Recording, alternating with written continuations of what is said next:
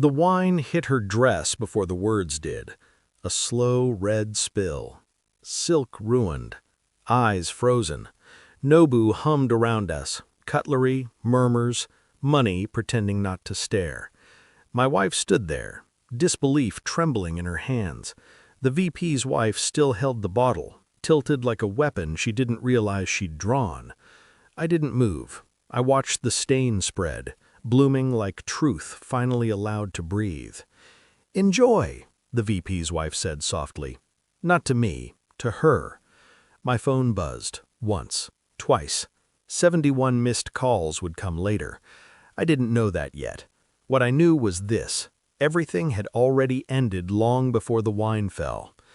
People think betrayal announces itself with screaming, with slammed doors, with tears. They're wrong. Betrayal whispers first, in suggestions, in impatience, in laughter that comes too quickly. "Take the job," she'd said weeks earlier. "Don't be stupid." Her voice had trembled, not with concern, with urgency. I remember smiling then, the kind of smile you give when you've already decided to burn the map. She said she did it for us. That was her favorite sentence. She used it when she pushed me toward the VP's offer. She used it when she stopped asking how my days were. She used it when she started guarding her phone like it was breathing. I'd worked 12 years for that company, built systems they couldn't replace, made myself invisible and essential at the same time. The VP knew my value. So did my wife. She just valued something else more. The late nights changed first, then the perfume, then the way she spoke my name, like it belonged to someone else. I didn't confront her. I didn't ask. I listened. Silence is an education if you let it teach you. One night she said, too casually, "His wife's never around." She corrected herself quickly, too quickly. I nodded, filed it away.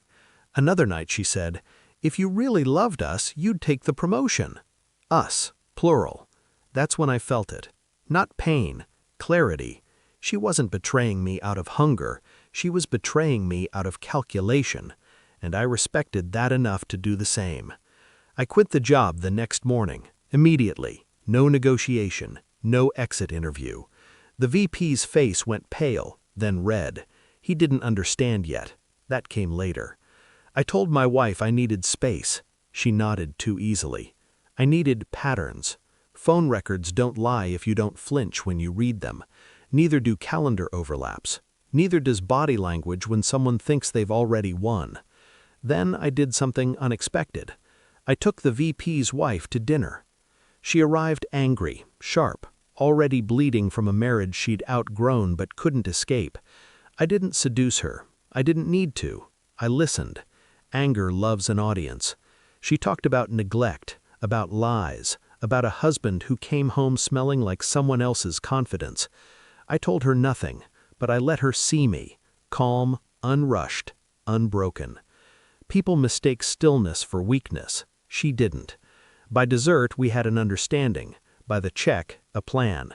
My wife texted me that night. "Where are you?" I didn't reply. I watched the city instead. Watched how easy it was to rearrange lives when you stopped begging them to stay. The proof arrived in fragments, messages forwarded anonymously, hotel receipts, a recording, her voice, soft and reckless. I played it once. That was enough. When I finally confronted her, I didn't raise my voice. I slid my phone across the table, pressed play, looked away. She cried immediately. "I did it for us," she said. Again. I nodded. Of course she did. She reached for me. I stepped back. That hurt her more than shouting ever could. "What do you want?" she whispered. I already had it. Nobu wasn't about revenge. It was about timing. My wife saw us first, me and the VP's wife, seated, composed, undeniable.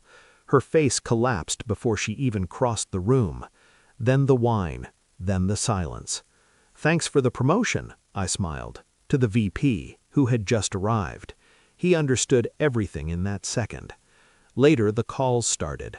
My daughter-in-law screamed over the phone days after. "If you want to join Thanksgiving, come wash the dishes." I replied, "Enjoy." Then I posted the photos. The villa in Switzerland. Glass, snow, space. My phone rang 71 times. I didn't answer. Greed hates being excluded. It screams when the door closes quietly. I didn't win. I withdrew. There's a difference. I left them with their noise, their explanations, their hunger. I kept my silence. I don't miss her. I miss who I thought she was. But illusions are expensive. I'm glad I stopped paying. The truth didn't set me free. It made me precise, and precision is power. I crushed the greedy shrew not with force, but with absence. In the end, I didn't walk away angry. I walked away empty, and nothing scares them more.